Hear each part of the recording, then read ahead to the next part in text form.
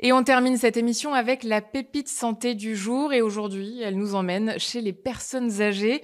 J'ai le plaisir de recevoir Élise Cabane, médecin et fondatrice d'EPOCA, une solution de télésurveillance dédiée aux personnes âgées. Bonjour Élise et bienvenue. Bonjour à tous. Élise, je le disais, vous êtes médecin gériatre et entrepreneuse. Qu'est-ce qui vous a poussé à créer EPOCA ? Être fille ou petite fille de patients âgés malades, être médecin et avoir fait un serment qu'il faut savoir assumer. Voilà, c'est ce serment qui m'a amené là.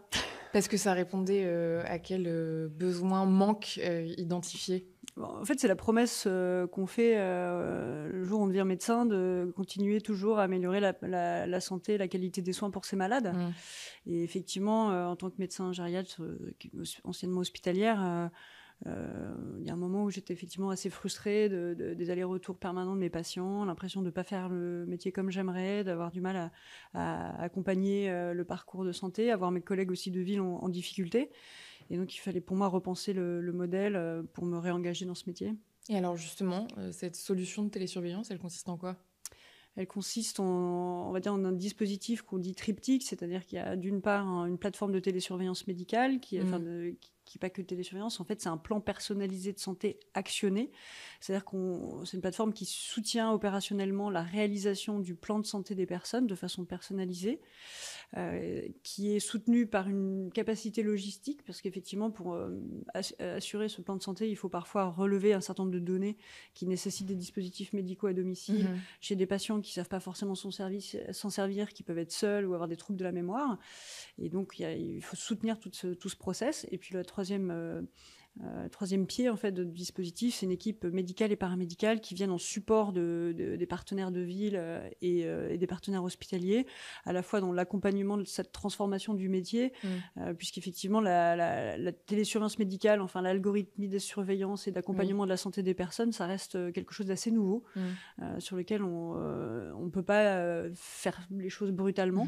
Et donc ça s'accompagne et c'est un petit peu ce que fait notre équipe au quotidien. Et donc ça, c'est sur papier, mais plus concrètement, au quotidien, comment est-ce que ça s'applique ? Alors au quotidien, avec nos partenaires métiers, donc des SIAD, des établissements, des hôpitaux, des HAD, des CRT, on évalue, ça commence par un process de repérage de certaines indications de patients qui sont particulièrement instables, qui vont souvent à l'hôpital et aux urgences, qui se voient proposer le dispositif pour être accompagnés au quotidien à leur domicile, quel que soit le lieu d'ailleurs de vie en question. Une évaluation initiale 360 a lieu pendant 2 heures à domicile. Donc l'enjeu, c'est vraiment de voir le patient dans sa santé globale, c'est un état de bien-être physique, psychique, social et environnemental. Et donc on ne peut pas se soustraire à la nécessité de connaître bien l'environnement des malades.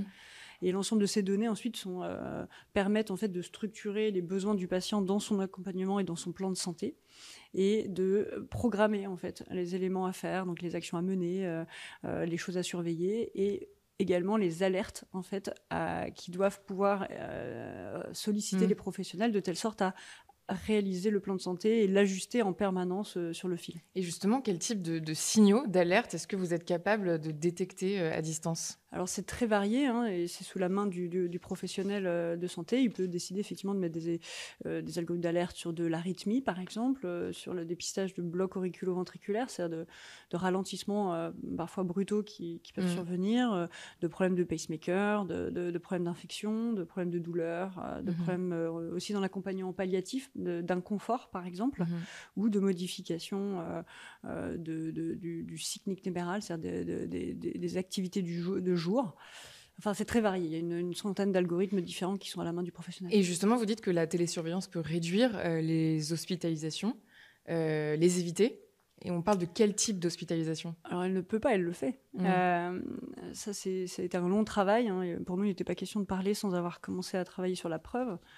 Donc, on a pu effectivement étudier les patients par rapport à leur parcours de l'année N-1. Souvent, quand on vieillit, les choses se dégradent dans le temps. Donc, comparer le patient à son année précédente, c'est souvent une bonne façon. Et on a pu montrer que, de toute évidence, on réduit de façon massive les réhospitalisations et les nouveaux passages aux urgences. Et tout au long de ce parcours, quels sont les médecins impliqués ? Quel type de médecins ? Alors, Alors, c'est ce qu'on appelle l'opérateur médical. Dans le cadre de la télésurveillance gériatrique, il y a 2 types d'opérateurs aujourd'hui chez nous. Le gériatre hospitalier ou l'urgentiste, qui sont un peu les deux, le binôme en fait d'accompagnement de l'hôpital vers la ville, et puis le médecin traitant, qui est aussi le grand opérateur du dispositif, puisque c'est vers lui que l'ensemble des situations et des problématiques vont remonter. Et les aidants, ils sont mis dans la boucle également, parce que bien sûr, oui. On sait que c'est un vrai sujet. Oui, bien sûr. L'ensemble du cercle de soins est sollicité. C'est un travail collaboratif. Alors, on parle d'opérateurs dans ce qui est de la prescription et de la réaction quand il s'agit de décompensation médicale, mais effectivement, les infirmiers, les auxiliaires de vie, les dents principales du patient sont évidemment des forces actives dans la prise en charge et absolument au socle pour que tout fonctionne. Et alors, les premiers concernés, les personnes âgées, comment est-ce qu'ils réagissent? Est-ce qu'ils sont plutôt hostiles au début? Est-ce qu'il faut les convaincre? Alors, on a beaucoup, nous, la moyenne d'âge des patients qu'on suit est de 87 ans, donc on a des vrais âgés. Beaucoup ont des troubles cognitifs, donc c'est difficile d'avoir un retour parfaitement évident, sur la perception qu'ils en ont. Ce qu'on peut juste dire, c'est qu'en tout cas, on a zéro décrochage notamment des dispositifs connectés par les patients, même ceux qui ont des troubles cognitifs. Donc a priori, c'est très bien toléré. L'acceptabilité est excellente. Et en termes de décrochage, on a moins de 4% d'abandon à 1 an, sachant que les suivis d'abandon, c'est 6 mois. Donc ça veut dire qu'on a déjà eu le temps en plus d'être efficace sur ces malades.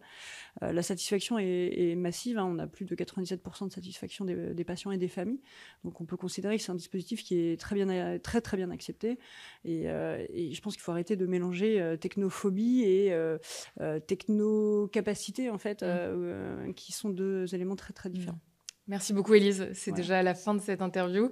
Élise Cabane, médecin et fondatrice d'EPOCA. Merci de nous avoir suivis sur Be Smart for Change.